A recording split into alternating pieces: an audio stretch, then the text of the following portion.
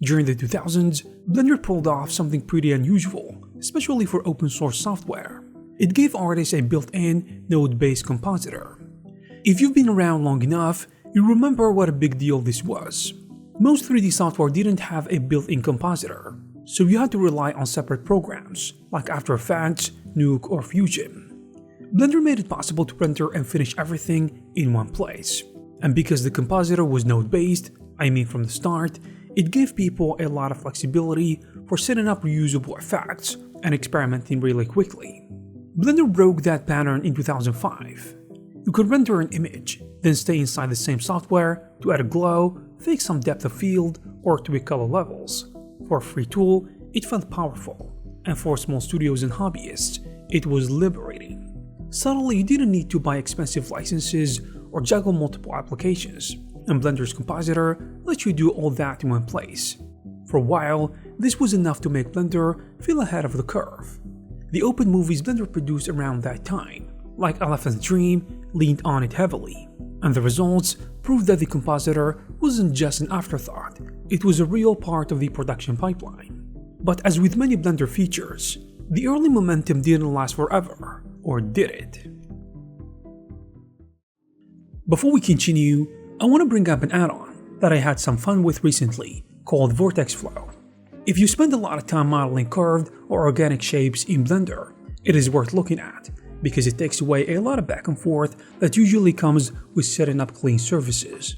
Normally you would build up loops, tweak them, and then go through a couple of more steps before the surface even starts to look right. With Vortex Flow, this process is a bit easier and rather intuitive. You can drop in a loop with a number of vertices that you need, shape it with Bezier or spline controls, and close the surface in one move. The nice thing is that the geometry and topology are both handled in the same step. It also comes with a rebuild feature that updates the connected surfaces when you move a loop, which helps keep curvature smooth. And for closing gaps or creating more complex shapes, there's the project command. It combines aspects of two vertex loops into a new one, so you can refine structures without losing control of the flow. If you want to try it yourself, you will find all the necessary links in the description.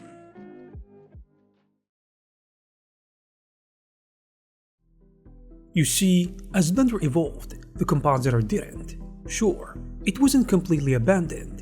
A new node might be added here and there, some optimizations stuck in over the years, but the real breakthroughs were happening in other parts of the software. Cycles was born and grew into a serious render engine. Eevee showed up later and wowed people with real-time rendering.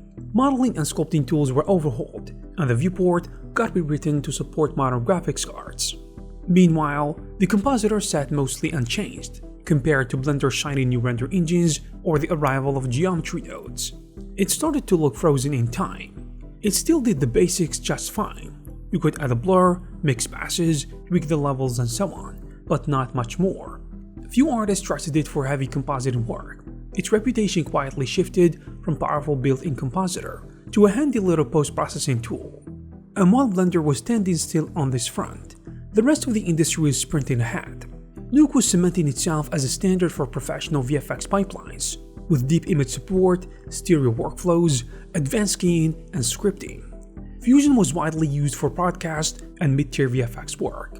Even After Effects, with its layer-based system, was evolving quickly, and now it is popular among hobbyists and professionals across the board. Next to those tools, Blender's compositor started to feel like something out of another era, or simply just left behind.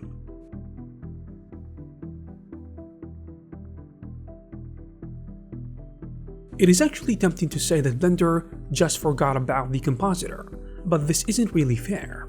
The truth is, Blender developers had much bigger fires to put out. Cycles needed years of constant development to even become competitive, and without it, Blender wouldn't have had a modern physically based render engine at all, which would have doomed it in the age of V-Ray, Arnold, and later Redshift.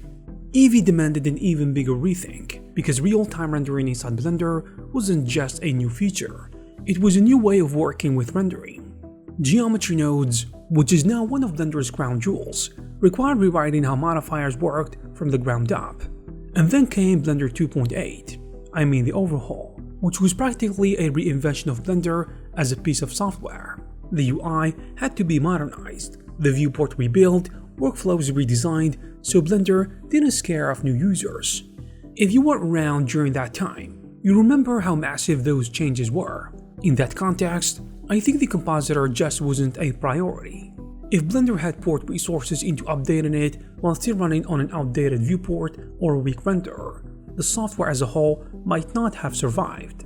Developers had to focus on the foundation first, the things that would actually keep Blender relevant and alive. Of course, the downside was obvious. While the rest of Blender took leap after leap, the compositor stayed mostly where it was. Its code aged, its performance lagged, and its feature set slowly fell behind what artists expected. By the time cycles, Eevee and geometry nodes has matured, the compositor was still sitting roughly in the same place where it had been a decade earlier.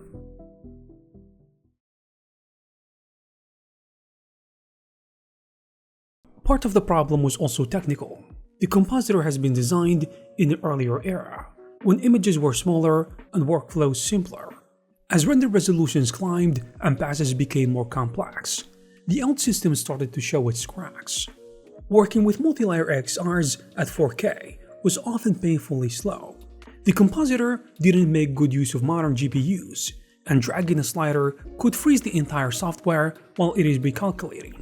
On top of that, the compositor was always a little bit too tied to Blender's 3D workflows. It was great for tweaking a render, but not as capable when it came to broader VFX tasks, like keying green screens, working with live action footage, or integrating complex motion tracking. Blender actually had some of those tools, but they never meshed as smoothly as what you would get in Nuke or Fusion.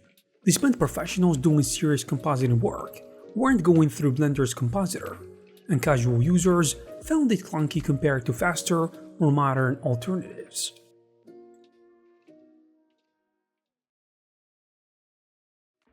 The good news is that the story doesn't end with the compositor being abandoned.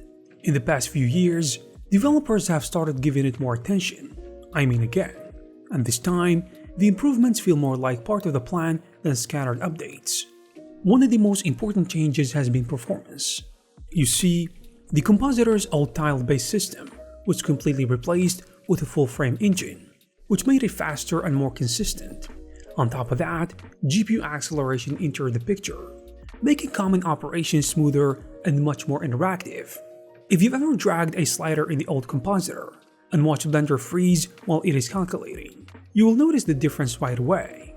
Another breakthrough was the real-time viewport compositor. This feature lets you preview compositing effects directly in the 3D viewport, without waiting for a separate render. It makes compositing feel less like an isolated step, at the end of the pipeline, and more like something you can integrate as you work. Seeing a glare, a grade, or a blur update live in the viewport changes how you think about using the compositor in everyday projects. The node set has also been expanded again.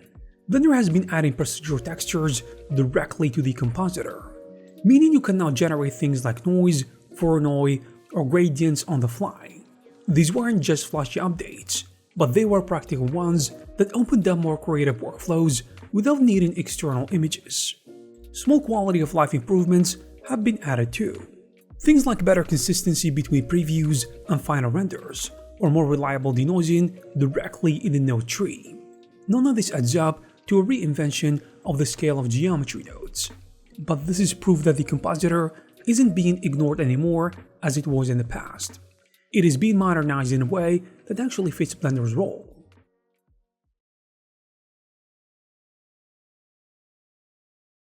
But why does this matter? You see, Blender isn't trying to replace Nuke in a studio pipeline, and probably never will. But Blender has always aimed to be a complete creative suite, from 3D modeling to rendering, compositing, and video editing. So artists can model, animate, render, and polish without leaving the program. And for that vision to make sense, the compositor can't stay frozen in 2008. The updates mean that today, you can realistically finish more of your work in Blender itself. If you're making motion graphics, stylized renders, or indie projects, the compositor has become a tool that you can genuinely rely on again. So you won't need to jump to external software for every grade, mask, or effect. And for big studios, software such as Nuke will always be the go-to compositing software, but for smaller projects, you can say that Blender's Compositor is back to being a practical part of the production pipeline. This revival also reflects how Blender is developing as a whole. Features sometimes feel left behind for years, but when the timing is right, they get the attention they need. For example, the grease pencil went from a simple doodle tool to a full animation system, and sculpting was overhauled with new brushes and performance upgrades, and now you can say it is the compositor's turn. The compositor's comeback doesn't mean it is suddenly cutting edge or flawless. Actually, far from that. There are still plenty of gaps compared to industry standard software, and some workflows remain clunky, but the trajectory matters more than the current state. And for the first time in years, the compositor feels like it is moving forward again. Or is it? And there you have it, guys. If you like this video, please give it a thumbs up. Also, please subscribe to the channel to receive more videos like this. Thank you guys very much for watching, and I will see you in the next one.